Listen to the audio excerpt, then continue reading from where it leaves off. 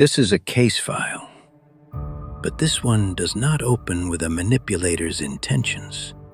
It opens with a machine, a specific piece of laboratory equipment built in the 1930s that explains more about why you could not leave than any conversation about love ever will.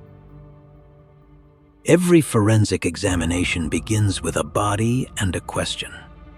This one begins with a behavior, yours, that should have stopped years ago and did not.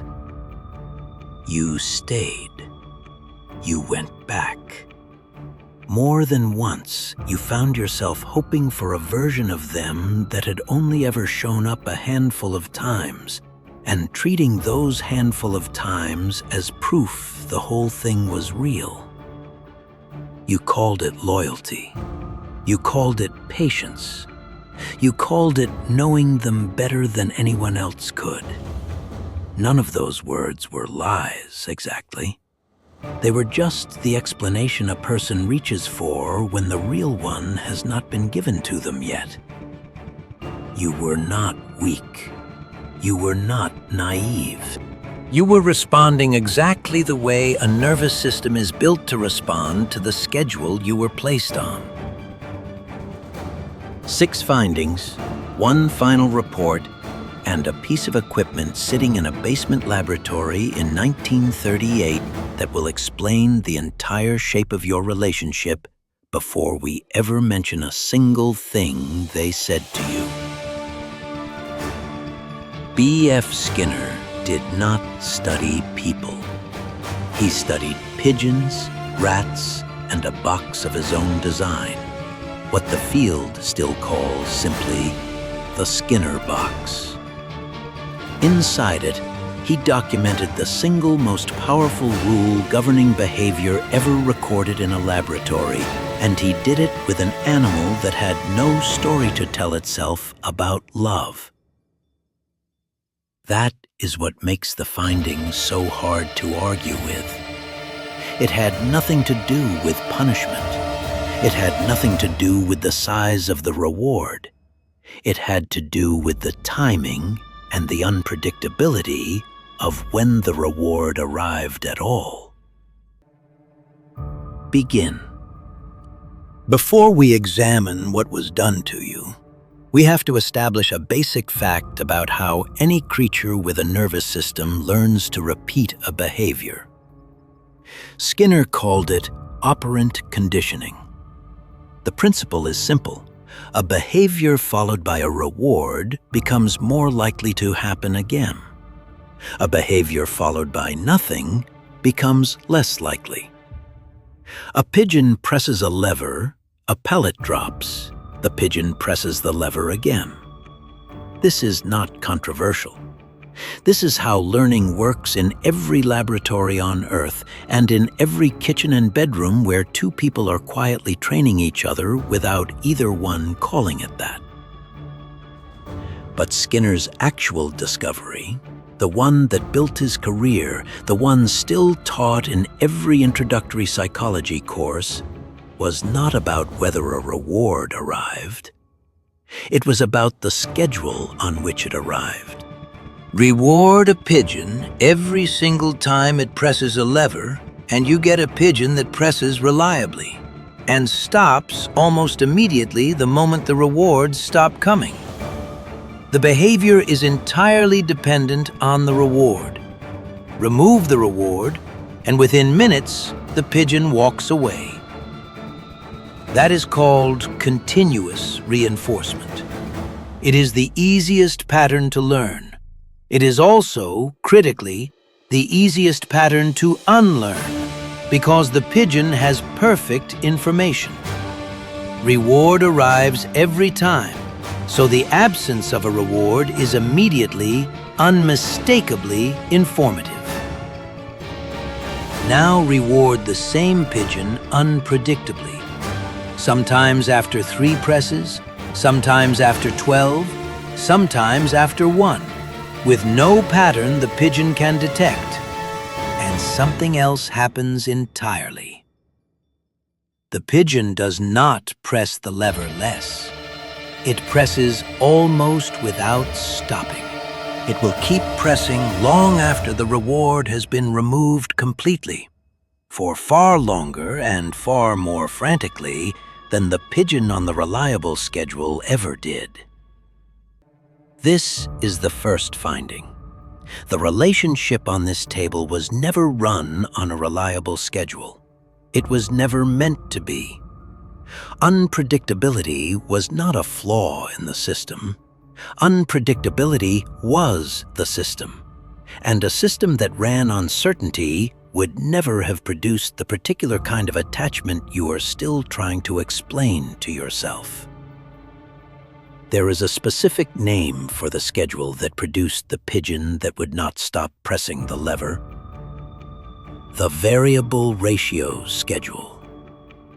Among every reinforcement pattern Skinner tested, fixed ratio, fixed interval, variable interval, and the rest, the variable ratio schedule produces the highest, most relentless rate of behavior and the behavior that is hardest to extinguish once the reward stops coming entirely.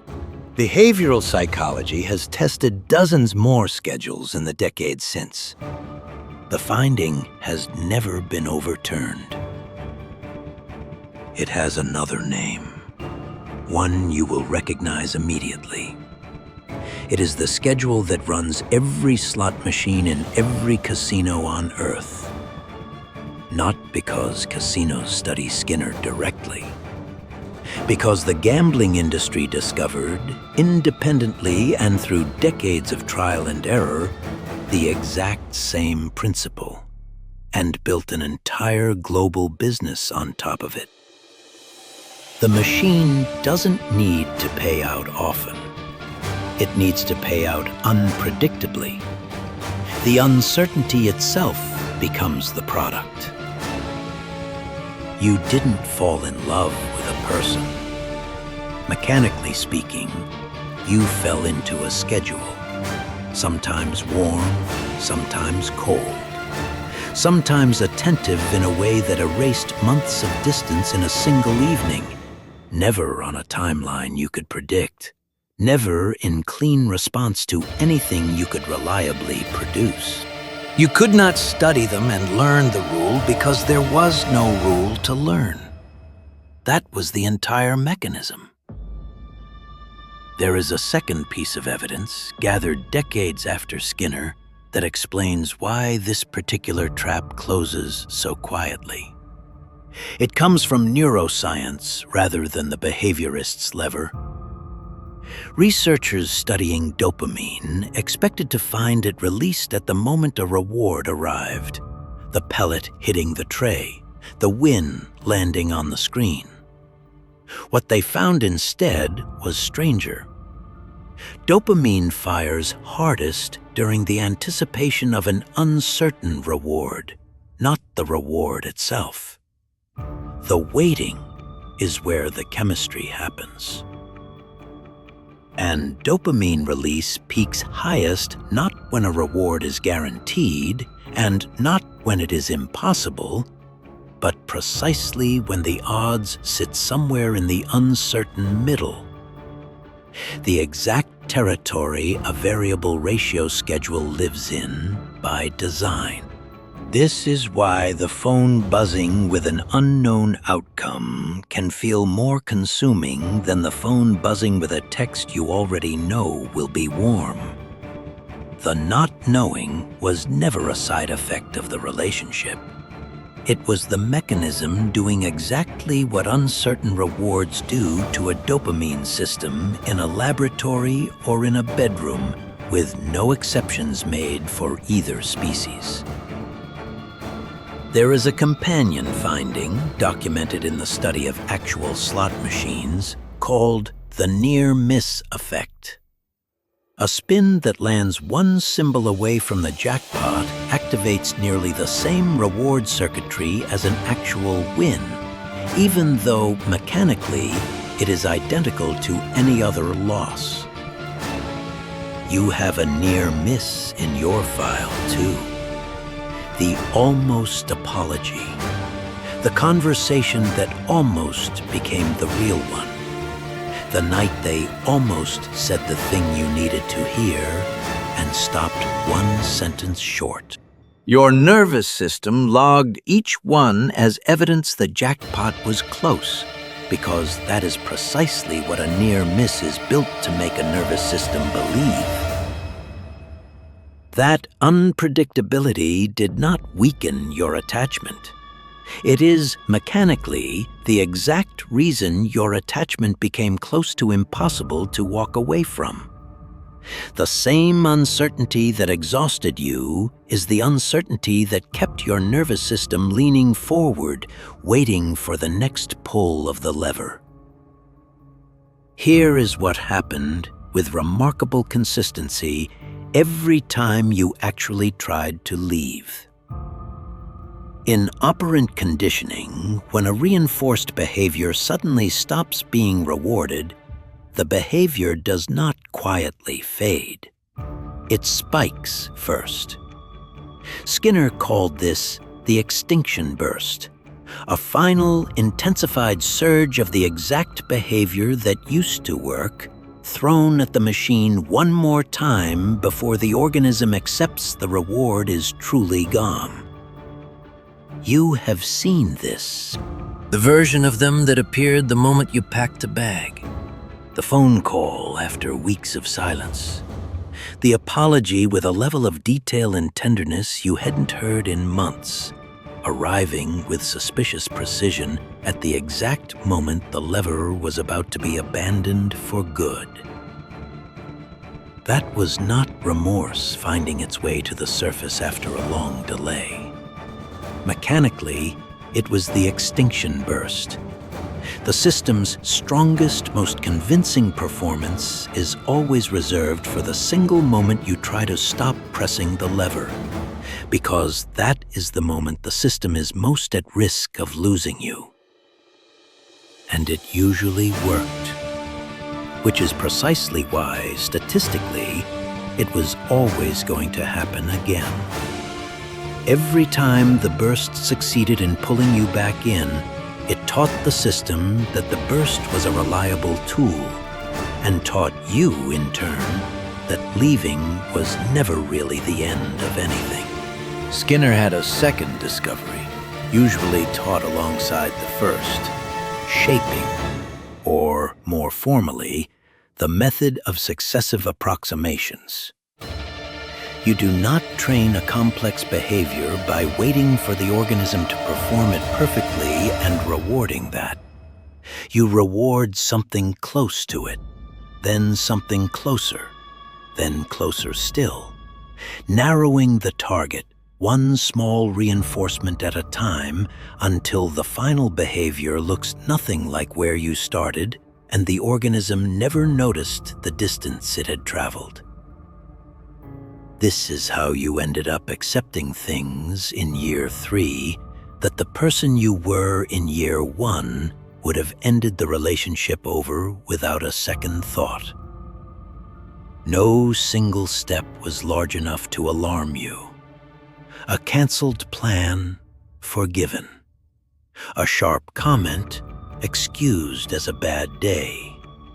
A boundary, redrawn slightly smaller and rewarded with exactly enough warmth to make the redrawing feel worth it. Each one was reinforced just enough to hold before the next slightly larger request arrived. You were not shaped by one decision. You were shaped by hundreds of imperceptibly small ones, each rewarded just enough to make the next concession feel survivable, until the distance between where you started and where you ended up was too large to cross back over in a single conversation. This is the finding that explains the question you have probably asked yourself more than any other. Why, even now, even with the evidence laid out in front of you, some part of you still hopes they will change? Behavioral psychology has a specific term for it: the Partial Reinforcement Extinction Effect. A behavior that was rewarded every time is fragile. The moment the reward disappears, the organism notices almost immediately and the behavior fades fast. There is no ambiguity to hide inside. But a behavior that was only ever rewarded sometimes has no clear signal telling it the reward is gone for good. Sometimes meant nothing was guaranteed in the first place. So an absence of reward today is not evidence of anything. It is just Tuesday. Exhibit 1. The thought that arrives uninvited late at night that this time might be different. Not because anything has actually changed, but because different was always statistically possible on this schedule, which is exactly why it never stopped feeling possible. Exhibit 2. The way an anniversary, a holiday, a single good week can erase months of evidence in an afternoon. On a variable ratio schedule, recency does not need to be representative to feel decisive. One pull of the lever landing right is enough to fund another 100 pulls that don't. Exhibit 3. The quiet, specific shame of knowing the pattern, naming it accurately, even saying it out loud to a friend, and still feeling the pull the next time the phone lights up with their name on it. That is not a contradiction. That is the partial reinforcement extinction effect operating exactly as documented, regardless of how clearly the conscious mind can describe it. Exhibit 4. The specific difficulty of explaining any of this to someone who is never on the schedule with you. They ask why you don't just leave, as if continuous reinforcement and variable reinforcement produce the same kind of attachment on the same timeline, removable by the same amount of willpower. They are not comparing two relationships. They are comparing two entirely different reinforcement histories and assuming the math is identical. None of this is a character flaw.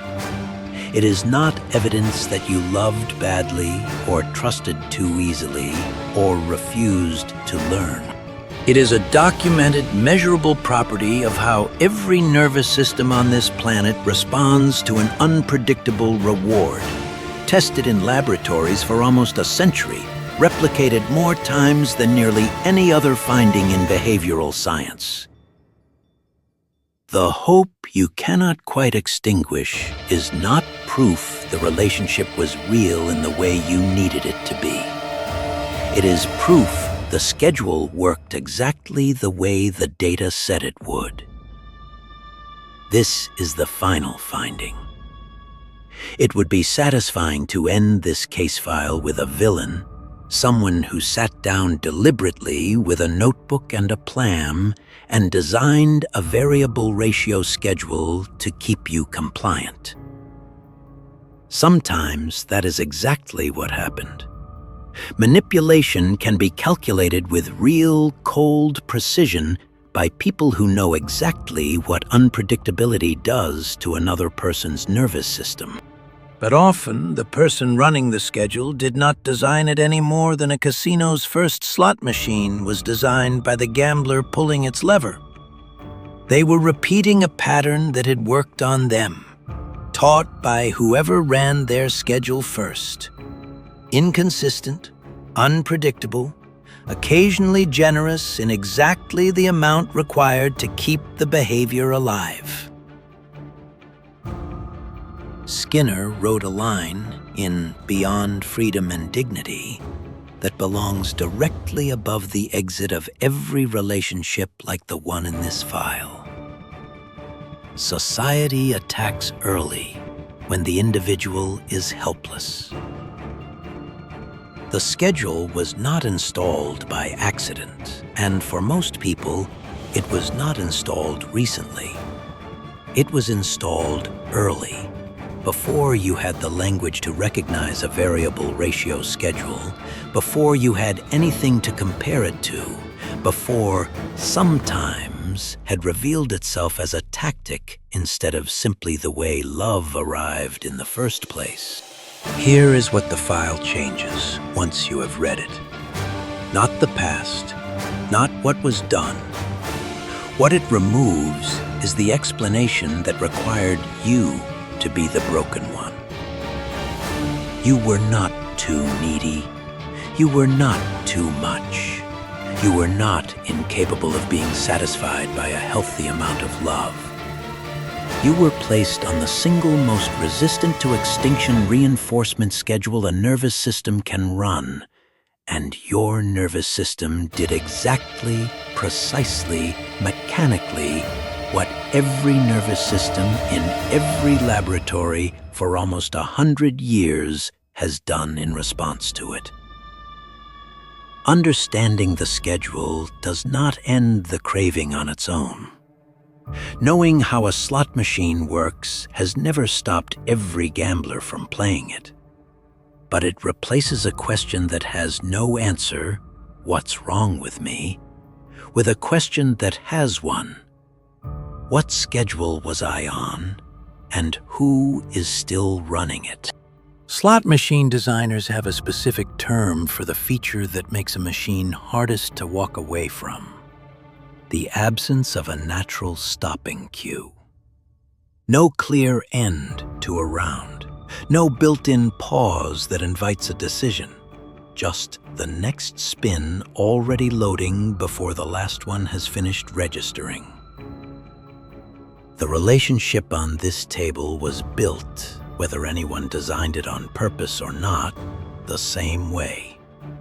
No natural stopping cue, no clear ending, just the next pull of the lever arriving before you had finished processing the last one, and the conviction that walking away now, of all moments, would mean losing whatever was about to come next.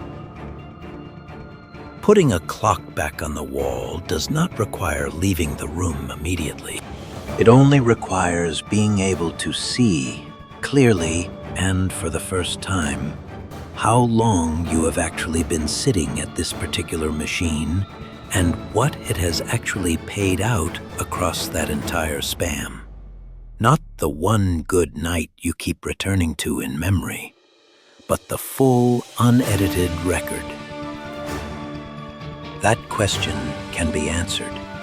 And once it has been, the lever stops looking like fate and starts looking like exactly what it always was: a machine assembled by ordinary, often unknowing hands, and like every machine, built to be walked away from. That is the Autopsy report. Case closed.